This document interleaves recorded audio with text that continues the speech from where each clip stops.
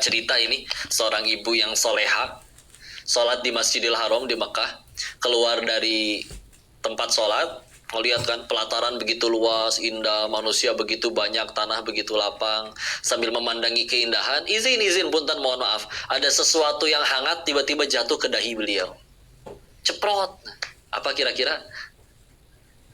Tai burung, betul kok ya. Mohon maaf ya, ini mah contoh aja. Kita nggak fokus ke situnya. Ya, beliau masuk lagi ke dalam, jelas ambil wudhu, terus sekalian sholat tobat, baru keluar. Ditungguin sama teman-temannya. Perasaan kita keluar tadi bareng, kenapa masuk lagi lama? Ya cerita. Iya, tadi saya kena kotoran burung, makanya ke dalam sholat tobat.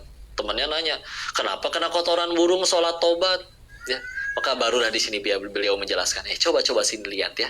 Ini tanah segini lapang, manusia segini banyak, pantat burung segede gitu, jidat saya cuman segini, ya. Bisa nyampe sini dikira kebetulan. Kalau ngobrolnya sama orang fisika apa lebih rumit lagi, Pak. Ya. Kecepatan angin, ya. Sudut kemiringan pantat si burung, kelembaban udara. Apa yang lebih rumit lagi? Tingkat kemulesan si burung. Bisa-bisanya mules pas ngelihat si ibu. Ya, jepret. Udah kejadian. Setelah terjadi mau ngapain? Nyalahin burung. Gak ngerti. Dasar burung kurang ajar. Gak paham dia bahasa manusia. Ya. Mau diteriakin juga udah terbang jauh. Apa yang terjadi? Pasti ada sesuatu yang belum saya tobati. Udah weh. Yang sibuk dipikirin gimana caranya jadi tambah baik, jadi tambah dekat kepada Allah. Kalau itu yang dilakuin setiap saat, setiap waktu, kita juga yang dapat kebaikannya. Karena kualitas kitanya setiap saat tambah naik, terus bermuhasabah. Ya. Orang terdahulu itu Masya Allah. Bicara tadi kita sempat menyebutkan Umar bin Khattab. Ada momen ke beliau waktu itu mengambil sebatang ranting, ngobrol sama rantingnya. Wahai ranting, enaknya jadi kamu. Kata yang ngeliat teh, kenapa enak jadi ranting? Iya, ranting mah tidak akan dihisap oleh Tuhannya. Sedangkan aku Umar, setiap perbuatanku akan dimintai pertanggungjawaban. Beliau menambahkan, kalau sekiranya seluruh umatnya Muhammad SAW akan masuk surga semuanya, tanpa terkecuali, kecuali hanya satu orang saja, maka aku yakin si satu orang yang gagal itu pasti aku. Ini yang ngomong Umar. Seseorang yang kalau kata Nabi, aku bukan Nabi terakhir, harus ada Nabi lagi setelah aku, orangnya pasti Umar. Tapi ngerasa kecil di hadapan Allahnya tuh nyampe kayak gitu. Tidak ada kesombongan sama sekali. Ya. Kan Insya Allah. Seperti apa ciri sombong itu? Sombong itu bukan yang serba langsung berpakaiannya bagus. Bukan, itu juga enggak. Karena Nabi juga berkali-kali menggunakan pakaian bagus. Tapi sombong itu kata Nabi, batarul haqq wa ghamdun nas. Menolak kebenaran dan merendahkan manusia lainnya. Karena bagi orang yang ada kesombongan dalam hatinya, dirinya adalah kebenaran. Makanya ketika akhirnya dinasehati dan nuraninya tahu yang disampaikan itu kebenaran, nggak suka dia. Karena ngerasa terusik, bukan aku dong yang benar.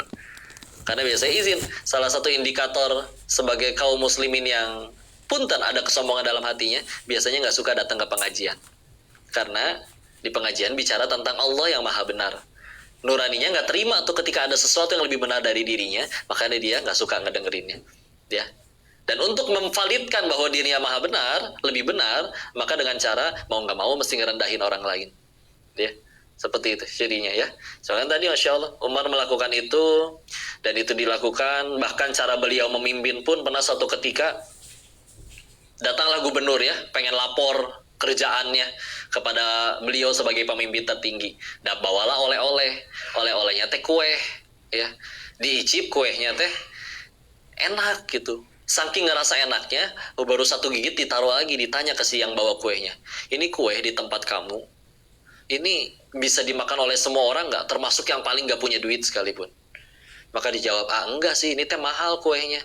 Ini makanan orang menengah ke atas gitu ya. Maka oleh Umar ditanya, unta kamu di mana? Dibungkusin, ditaruh lagi di untanya, suruh bawa pulang. Ya. Ditanya, lo kenapa wahai Amirul Mukminin? Ini mah oleh-oleh, cuman kue. Ini mah mereka ngomongnya pakai bahasa Arab ya. Ini izin saya logatnya aja nih agak Sunda biar supaya gampang di ini ya. Kenapa? Ini kan cuma sekedar kue. Maka dijawab, kita sebagai pemimpin, sebagai orang yang nanti punya charge atau sesuatu, in charge atau sesuatu, kita sebagai pemimpin, jika negeri kita kelaparan, maka seharusnya kita yang paling pertama lapar. Dan jika akhir negeri kita makmur, adil, sejahtera, harusnya kita yang paling terakhir kenyang. Udah, masyarakatnya duluan. Ya, mimpin pakai cinta, mimpin pakai kasih sayang seperti itu ya. Nggak mendahulukan. Pola hidupnya, pertanyaan hidupnya pun sudah berubah. Dari yang tadinya bertanya, apa aku sudah bahagia? Sekarang bertanya, sudah berapa orang yang kubahagiakan? Sibuk jadi manfaat. Izin ya, ada seorang ulama tafsir pernah berkata, kalau ada orang yang hidup hanya mikirin dirinya sendiri saja, biasanya dia mati kerdil katanya. Maksudnya nggak jadi apa-apa, udah weh. Orang cuma tahu, oh dia, udah gitu. Boro-boro jadi pahlawan atau orang besar. Dan setiap orang besar yang wafat sebagai tokoh, salah satu persamaan dari mereka semua adalah mereka semua menghabiskan usianya sibuk memikirkan orang lain, berusaha jadi kebaikan. Maka diangkat jadi besar. Ya, silakan tokoh manapun, gak usah bicara keislaman malah. Ya, tokoh manapun mereka jadi besar karena ada maslahatnya bagi umat. Ya, karena kalau misalkan ada pilihannya jadi sebaik-baiknya manfaat atau jadi seburuk-buruknya seperti Firaun misalkan, tapi dikenalnya bukan karena kemuliaannya, malah kehinaannya. Padahal Firaun seperti apa? Riwayat yang ada, Firaun itu hidup 400 tahunan, raja, tajir melintir, berkuasa, selalu sehat, diriwayatkan tidak pernah sakit, tidak pernah demam, bahkan tidak pernah batuk seumur hidup pun sekalipun. Ya, istri soleha, ya. Tapi apakah mulia? Enggak, terhinakan. Ya. Apa salah satu buktinya? Enggak pernah sekalipun ketemu sama orang tua ngasih nama anaknya Firaun. Ya. Bu, anaknya lucu amat, siapa namanya? Firaun. Innalillahi wa inna ilaihi raji'un. Enggak ada nama lain apa, Bu? Ya. Itu ya. Maka ya begitulah ya. Kita bermuhasabah. Yuk, apapun yang terjadi dalam hidup, kadang ketika terjadi masalah, kita kadang fokus hanya yang menangisi masalahnya saja. Kok dalam Islam boleh nggak nangis? Boleh, tapi nangis juga ada dua. Ada yang nangisin masalah, ada yang nangisin dosa penyebab masalah. Beda itu, ya. Dan kira-kira mana yang nyelesain masalah? Nangisin dosa, ya. Ada yang nangisin masalah doang. Aku diputusin pacar, nangis, sedih. Kenapa? Soalnya udah beliin handphone 3 sekaligus buat adik-adiknya, gitu ya. Diputusin, gitu. Ada itu nangis juga. Ada lagi yang nangisnya malah kayak gini. Kenapa kamu nangis? Iya, sejauh aku berpacaran dengan dirinya, aku melupakan pencipta kami. Ya, dia minta dianterin makanan tengah malam, hujan-hujanan, berangkat. Allah memanggil, hayya 'alas shalah, hayya 'alal falah. Enggak, tidur-tiduran aja udah. Ya. Sehingga itu aku telah mendoakan Allah, maka itu yang aku tangisi. Kayak gitu. Ya, kira-kira yang mana lebih cepat move on? Udah yang nangisin. Yang nangisin dosa penyebab masalah. Ya, masalah kepahitan udahlah, tenang, jangan khawatir, semuanya jadi kebaikan, jadi manfaat. Dan bukan berarti kalau misalkan hidupnya sudah nurut sama Tuhannya, udah jadi orang yang taat, solih, terus hidupnya jadi nggak akan ada masalah. Tetap ada, ya. Tapi pola pikirnya, mindsetnya udah berubah. Dulu bahagia bagi dirinya adalah ketika keinginannya dikabul. Sekarang bahagia atau nikmat bagi dirinya adalah apapun lah yang membuat dirinya tambah dekat kepada Allah. Sibuk jadi manfaat. Kok rugi kalau kita kayak gitu terus berbuat baik, orang yang malah jahat ke kita gimana? Gak rugi. Dalam Islam yang rugi itu bukan yang dizolimi, tapi yang menzolimi. Kan kita udah berbuat baik, dia malah jahat, ya berarti dia yang dosa. Masa dia yang maksiat, kita yang dapat dosanya? Berarti dia sama aja lagi transfer pahala ke kita. Pahala dia habis, dosa kita diangkut dia. Masa udah bantuin orang dianya malah jahat? Ya kita berbuat baik bukan supaya dia suka, supaya Allah suka aja, udah selesai urusan. Apa artinya sih satu dunia cinta tapi Allah nggak cinta? Tetap celaka. Apa artinya satu dunia benci tapi Allah sayang? Tetap selamat. Tapi kelakuannya nyebelin kok, udah ditolong malah ngelunjak. Kita meninggal nggak ditanya kelakuan orang, ditanya kelakuan masing-masing. Lempeng udah berbuat baik, berbuat lurus. Ya orang adem kayak gitu ya. Nggak ada rugi, nggak ada apa. Kalau udah pakai, kadang masalah itu nggak usah diapa-apain. Semudah ganti sudut pandang, selesai urusan. Ya, kayak gini nih, kata saya nanti setelah selesai diminum nanti berbuka jadi masalah, jadi sampah harus dibuang. Tapi kata pengusaha daur ulang, dikumpulin kayak ginian teh, buat makan anaknya, bisa dijual dan lain-lain. Bendanya sama, perlakuannya berbeda. Ya, sama sejatinya kalau misalnya orang ngerasa ada masalah dalam hidupnya, lihat sudut pandangnya aja yang mau dikejar kayak gimana. Saya sakit hati kok dicaci orang. Kalau yang dijadikan prioritas dalam hidupnya adalah pujian makhluk, maka dia pasti paling menderita ketika dicaci. Ya. Kalau ilah di hatinya adalah ucapan makhluk, maka dia paling menderita ketika dicaci. Kok dia sholat, tapi ketinggalan sholat nggak pernah nangis. Pas kehilangan jabatan dia baru nangis. Berarti ilah di hatinya adalah jabatannya. Kok dia sholat, tapi nggak pernah ketinggalan sholat nangis. Tapi ketika kehilangan uang nangis ngejerit-jerit. Berarti di hatinya isinya adalah ya uangnya. Sederhana, ya. Makanya itu juga menjawab, pantesan ya orang-orang soleh terdahulu teh pahala banyak, dosa terampuni, ada juga cuman sedikit, ujian lebih berat, tapi tetap jadi lebih baik dari orang lain. Ya dari awal tujuan hidupnya udah beda, nggak cuman sekedar recehnya dunia, tapi kemuliaan di sisi Allah. Udah we langgeng. Beneran kok nggak rugi, udah berbuat baik dijatin orang. Ya kan yang kita kejar amal soleh di sisi Allah. Kepahitannya capek-capeknya gugurin dosa, bersabarnya kita jadi peninggi derajat, semuanya deketin ke surga. Maka kalau misalkan hidup jalanin berat, masih berat ngeluh terus, kalau pengen jujur penyebabnya dua. Satu, terlalu cinta sama dunianya. Dua, kitanya emang belum pengen surga, ya. Dunianya aja terus yang dikejar karena nggak dapat selamat menderita, ya. Masya Allah. Saya sampai jam berapa ini? Sampai taraweh? Hah? Kasih tahu ya kalau waktu udah mau habis. Hah? Udah mau habis belum? Belum? Lanjut? Serius? Oke, siap ya. Insya Allah ya. Saya aus sendiri tapi apa-apa lah ya doanya. Kalau udahlah, semuanya pengen tenang, pasti pengen bahagia ya. Cuman kadang pas bicara tenang sama bahagia, kita kalah sama bocah, Pak, sama anak kecil. Bayangin dulu lah senyumnya anak kecil ya. Senyumnya anak kecil kan lempeng, tulus gitu ya, lepas. Senyum-senyum yang gak pernah mikirin cicilan, gak pernah mikirin token di rumah udah bunyi-bunyi melulu. Enggak, lempeng aja ya. Mau dolar naik gak peduli gitu ya. Dan kita pernah jadi seperti anak kecil tersebut. Tapi kadang lebih sulit bahagia daripada si anak kecil tersebut. Ya. Anak kecil itu salah satu bukti bahwa manusia itu lebih mudah untuk berbuat baik. Ya. Anak kecil benjol sama temennya, 5 menit kemudian udah main lagi sama yang temennya itu, ya. Yang berantem siapa? Ibunya, ya. Nah, kamu habis benjol sama dia, kenapa main lagi? Ya. Anak kecil mah sederhana, benjolnya udah nggak sakit, dia punya mainan yang aku suka, selesai urusan, nggak ada dendam, nggak ada apa, ya. Kita makin gede kalau pengen jujur, ya. Dulu kita pernah seperti anak kecil, bahagianya tanpa alasan. Kita makin gede, mulai ngerasain, gini ya rasanya jadi orang kaya, enak. Gini ya rasanya punya duit, enak. Gini ya rasanya punya jabatan, enak. Gini ya rasanya populer, enak. Sehingga kenikmatan-kenikmatan itu menjadi pesaing Allah di hati dirinya, bahkan menjadi standar kebahagiaannya. Percuma gaji 20 juta sehari, ya. Saya mah baru bahagianya nanti kalau udah punya rumah segede dia. Percuma gaji segede gini tiap bulan, saya mah baru bahagianya nanti kalau udah punya mobil mewah kayak dia. Enggak, dulu kita bisa tuh bahagia tanpa alasan kayak bocah-bocah kecil itu. Kenapa makin gede malah makin sulit bahagia? Padahal dibilang kelebihan, duitnya banyakan kita daripada anak kecil. Dibilang kecerdasan, lebih pintar kita daripada anak kecil. Tapi kenapa makin gede makin sulit bahagia kita daripada anak kecil? Karena tadi ya, kita semakin dipenjara atau diperbudak oleh keinginan-keinginan tersebut, sehingga akhirnya ada pesaing Allah di hati. Ya.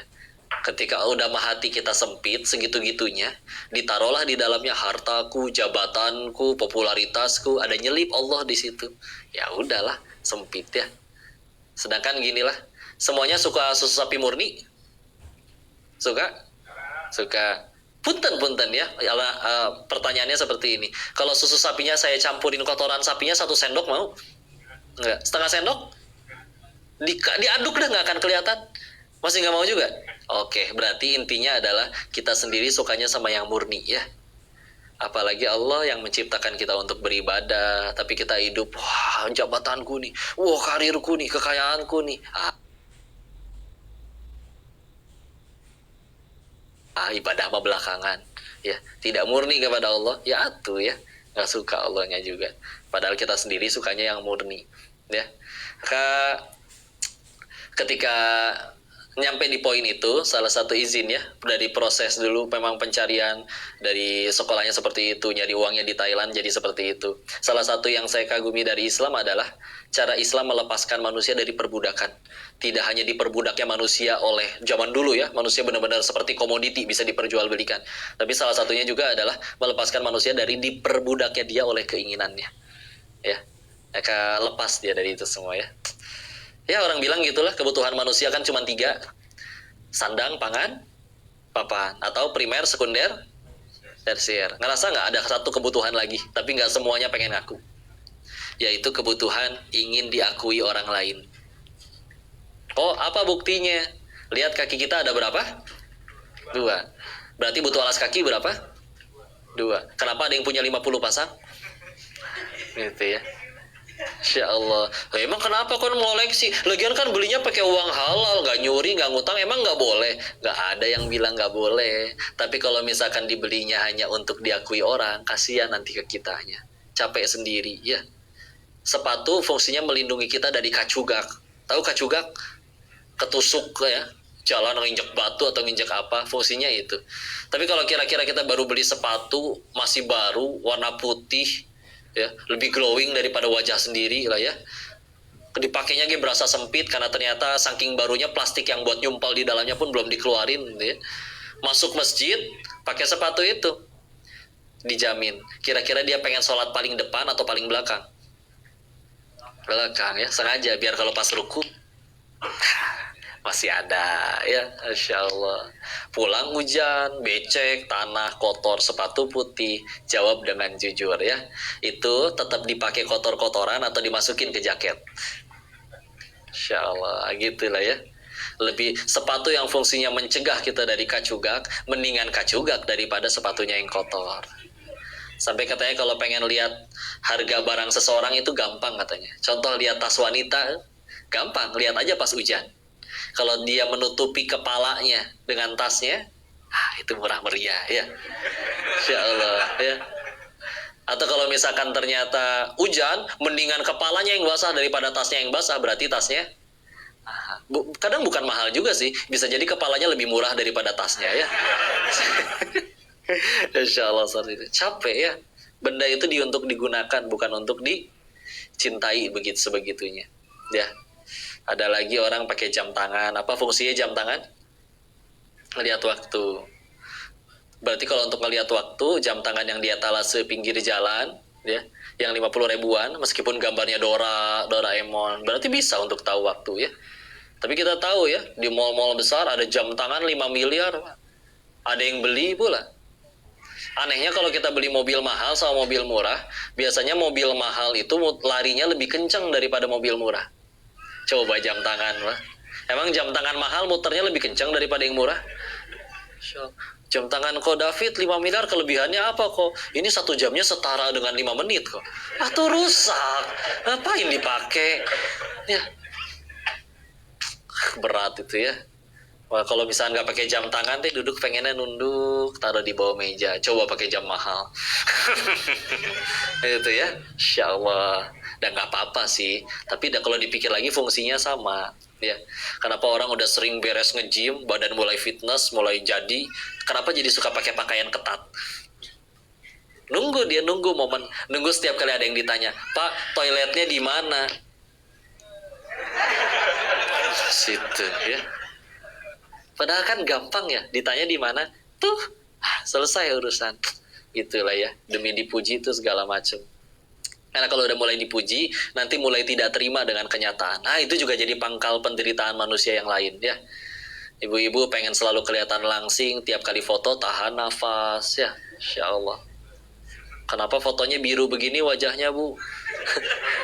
Ngap ternyata ya. Bu, jawab dengan jujur ya. Saya pengen tahu kriteria foto itu ibu bilang bagus tuh seperti apa sih? Ibu berfoto 10 orang, yang lain merem, ibu doang yang bagus sendiri gitu. Itu ya yang diupload yang itu bukan? Oh iya, gitu ya. Anggaplah ternyata sefoto barengan nih nanti semuanya bagus, cantik, tapi ibu merem sendiri. Nggak mau, dihapus, pengen diulang. Egois ibu. Insya Allah. Insya Allah. Ya itulah ya. Terima ya, nggak boleh, karena kalau tidak terima selamat menderita. Nanti yang sudah mulai masuk usia, mulai tambah berusia, udah jangan takut jadi tua ya. Kenapa kita tidak boleh takut jadi tua? Karena udah jadi, udah nggak bisa mundur lagi ya. Kalau udah nggak bisa kita berkata, Koko mah nggak tahu. Dulu waktu aku muda, bunda cantik loh, lucu loh kalau pakai seragam SMA. Iya Bu, iya aja. Bu pengen lebih lucu nggak Bu? Ya, sekarang pakai seragam SMA-nya dijamin lebih lucu ya. Luar biasa. Udahlah. Demi kelihatan apa tadi langsing manusia sampai menciptakan benda yang namanya korset ya untuk membantu menahan nafas. Insya Allah. Akhirnya orang muji, akhirnya orang kagum. Ya udah kagum doang. Luar biasa ya si bapak itu, mobilnya udah ganti lagi aja baru, udah muji gitu doang ya. Bantuin nyicil enggak, boro-boro ya. Yang stres mikirin cicilan masih kita juga ya. Jadi kalau kata orang Bogor mah itu teh biar tekor asal kesohor cenah teh. Udahlah capek. Udah mah tidak mungkin membuat diri kita dicintai oleh seluruh makhluk, apalagi sejatinya yang lebih penting adalah lebih baik membuat diri kita dicintai Allah. Karena kalau Sang Maha Satu ini membuat diri kita layak dicintai, maka mudah bagi Allah untuk membuat orang sekeliling kita jadi dibulak-balikan cinta kepada kita. Cukup? Saya udah dikasih simbol ya, dikasih tanda. Mudah-mudahan yang disampaikan ini bisa jadi manfaat, jadi kebaikan, dan kita ambil yang baik-baiknya saja. Tolong dikoreksi dan dimaafkan kalau saya ada kesalahan dalam penyampaian. Murni datangnya dari kebodohan diri ini, dan jika ada kebaikan semuanya dari Allah dan kita bersyukur kepadanya. Terima kasih semuanya. Wabillahi taufiq wal hidayah. Barakallahu fikum. Assalamualaikum warahmatullahi wabarakatuh.